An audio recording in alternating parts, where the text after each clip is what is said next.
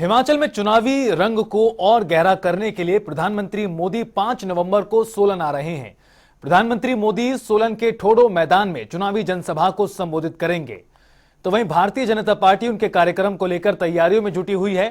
शिमला संसदीय क्षेत्र प्रभारी पुरुषोत्तम गुलेरिया ने जानकारी देते हुए बताया कि 5 नवंबर को होने वाली पीएम की जनसभा शिमला संसदीय क्षेत्र के 17 विधानसभा क्षेत्रों के लिए अहम होगी और इसके लिए सभी कार्यकर्ताओं को दिशा निर्देश भी दिए गए हैं ताकि इस रैली को सफल बनाया जा सके।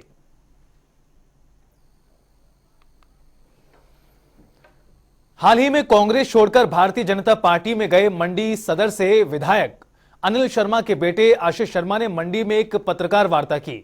आशीष शर्मा ने कांग्रेस पर तंज कसा। आशीष शर्मा ने कांग्रेस के वरिष्ठ नेता कौल सिंह ठाकुर पर निशाना साधा और कहा कि कौल सिंह ठाकुर ने अगर समय पर मंडी के बारे में सोचा होता तो मंडी जिले से मुख्यमंत्री बहुत पहले ही बन गए होते। बीजेपी नेता आशीष शर्मा ने कहा कि कौल सिंह की भूमिका मंडी जिले ही नहीं बल्कि पूरे प्रदेश भलीभांति जानता है। आज कांग्रेस में हर जिले से सीएम उम्मीदवार उभरकर सामने आ रहे हैं।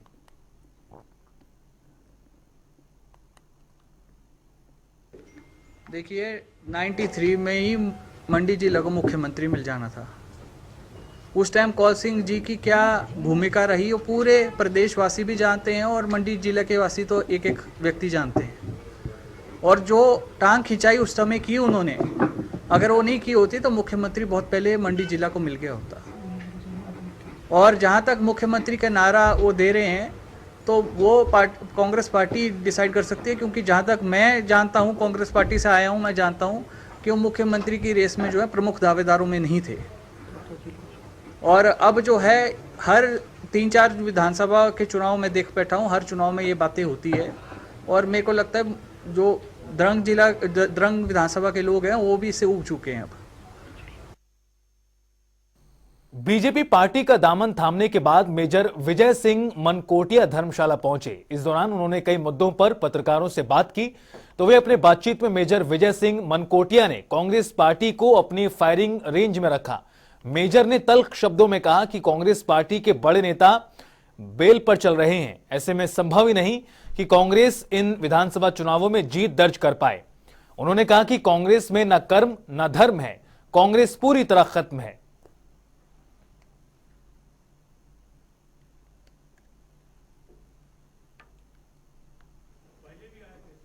साल पहले छापा पड़ा था, देयर वाज अ रेड 18 स्थानों के ऊपर। इनकम टैक्स और ईडी ने शिमला में उस वक्त के मुख्यमंत्री श्री वीरभद्र सिंह जी के ठिकानों के ऊपर 18 ठिकानों के ऊपर छापे मारे, रेड की।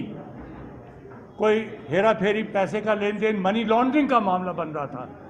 और उसके बाद जो उनके पास सबूत बरामद हुए उसके आधार पर उन्होंने जाके फिर ये उनके अगेंस्ट एक केस दिल्ली हाई कोर्ट में दर्ज कर दिया। The case was filed in the Delhi high court, जो आज भी दिल्ली हाई कोर्ट में चल रहा है। उसमें ये आरोप लगाए गए कि उन्होंने 400 BC की है, फ्रॉड किया है, प्रदेश को नुकसान पहुंचाने की कोशिश की है और जो मनी लॉन्ड्रिंग का मामला था वो भी किया। और खबरों में आगे बढ़ते हैं, जहां हिमाचल कांग्रेस प्रभारी राजीव शुक्ला ने दावा किया है कांग्रेस प्रचार और तैयारियों में भारतीय जनता पार्टी से आगे है कांग्रेस पार्टी। ये प्रभारी की ओर से कहा गया। प्रदेश में प्रत्याशियों के चयन की तारीफ की जा रही है और इस बार कांग्रेस का सत्ता में आना तय है।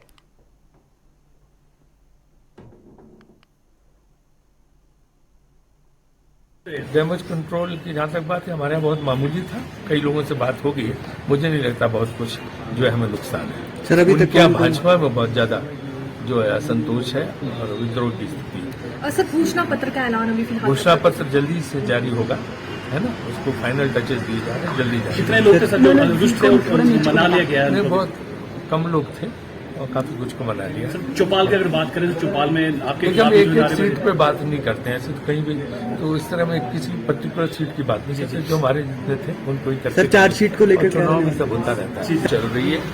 और हम तैयारी में बहुत आगे भाजपा से हमारे टिकट वितरण की हर जगह तारीफ हो रही है, प्रशंसा हो रही है। और उसके अलावा जो हमारे सारे कैंडिडेट जुट गए हैं, कैंपेन हमारा चल रहा है। प्रियंका जी ने 16 से उसकी शुरुआत की थी, आगे मंडी में 31 तारीख को रैली है।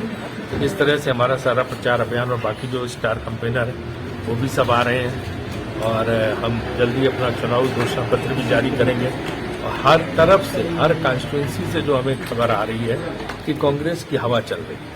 धीरे धीरे सब बोलने लगे हैं, वहाँ के पत्रकार भी बोल रहे हैं, सब आम लोग भी बोल रहे हैं।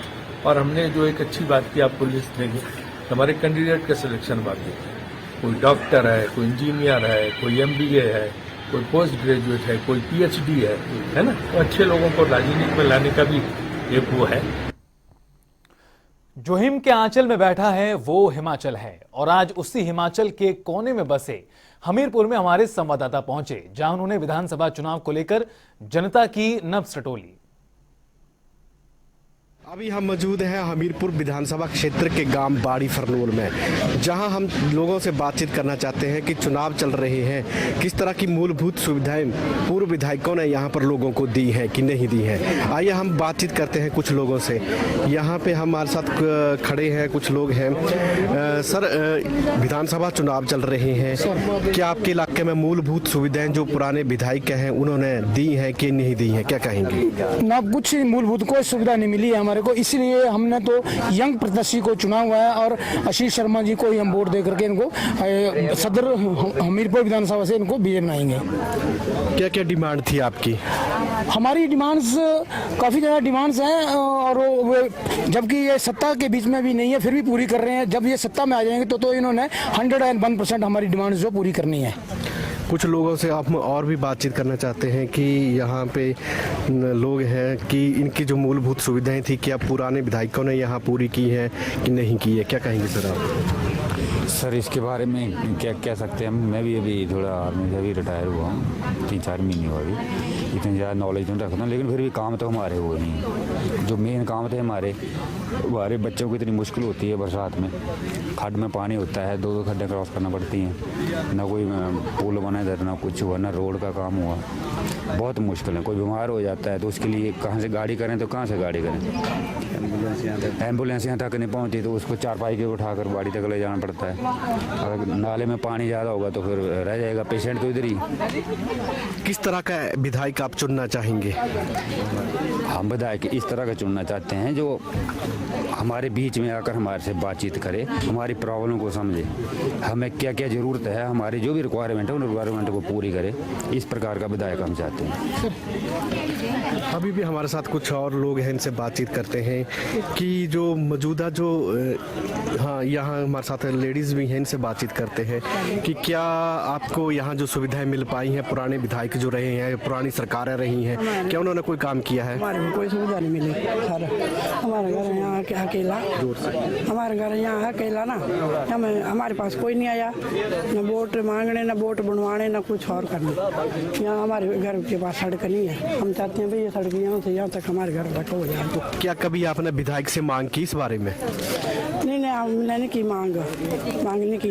जब आपने मांग ही नहीं की तो कैसे आपको सड़क दे देते हो? हम इनको बोल रहे हैं ना, ये जो नया बने हैं भाई ये हमारा काम करवा दें, बनेंगे तो। चलो हम कुछ और लोगों से बातचीत करना चाहते हैं। यहाँ पर और महिलाएं भी हैं, इनसे बातचीत करते हैं कि मैडम आपको क्या सुविधाएं जो मिल पाई, जो पूरे विधायक थे उन्होंने आपको सुविधाएं दी यहाँ पे कि नहीं दी? हाँ दी सर, पर लेकिन हमें ये चाहिए कि हमारे घर को भी सड़क निकलनी चाहिए। उधर हैं हमारे 4-5 घर हैं और हमें भी मकान जो हमारा घर जो है ढह गया बरसात में। हमारी पंचायत ने कोई सुनवाई नहीं की, किसी ने नहीं की। हम बहुत ये भी पर किसी ने हमारे घर का कोई भी सोल्यूशन हल नहीं किया। कैसा विधायक आप चुनना चाहेंगे? आशीष शर्मा का, अच्छे हैं डॉक्टर। हाँ जी। तो ये थे हमारे साथ कुछ लोग बाड़ी फरनोल गांव के लोग, जहां पर लोगों का कहना है कि हमें जो है मूलभूत सुविधाएं नहीं मिल पाई हैं, सड़क सुविधा नहीं है।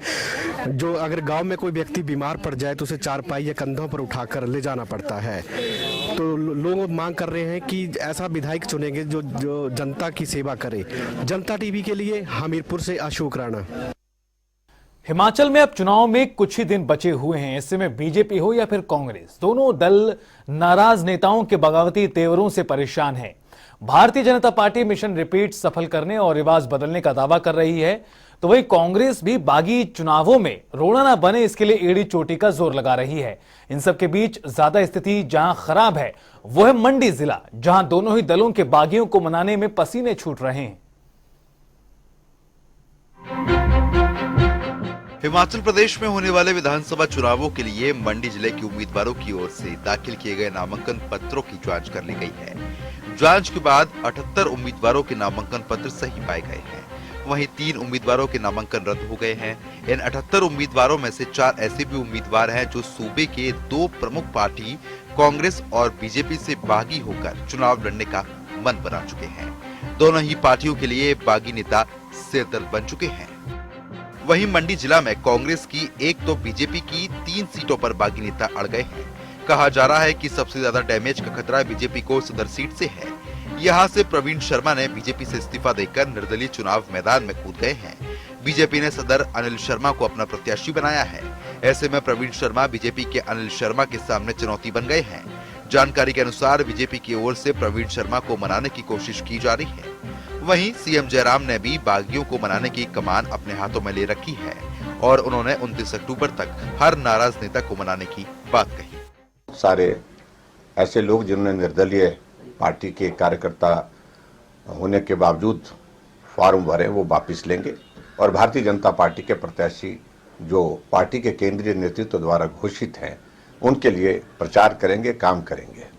और इसी तरह से मैं देख रहा था कि मंडी में भी हमने कुछ लोगों से बातचीत की है। मंडी जिले के अंतर्गत करसोग विधानसभा क्षेत्र में भी और कुल्लू विधानसभा क्षेत्र के अंतर्गत भी और किन्नौर में भी सब जगह हमने बातचीत की है और चर्चा करने के बाद सार्थक परिणाम उसमें दिखने को मिल रहे हैं। और 29 तारीख तक हम सभी इसी तरह से सब साथियों को मनाने में, सबको काम में जुटाने में हम सफल हो जाएंगे, ऐसा मुझे पूरा भरोसा है।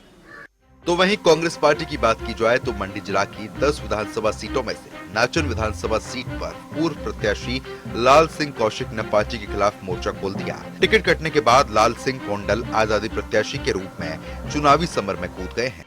पूरा मान सम्मान लोगों को मिल रहा है, लेकिन ये लोगों को तोड़ने की कोशिश कर रहे हैं, विधायकों को संपर्क कर रहे हैं। इनके पास जो है मजबूर नेता नहीं, तो लोगों की कोशिश कर रहे हैं। हालांकि फिर वो ऐसे लोगों को ले गए जो हमारे लिए बिल्कुल भार थे, बोझ थे, हमें उनकी जरूरत नहीं, वो लोग कोई काम ही नहीं कर रहे थे।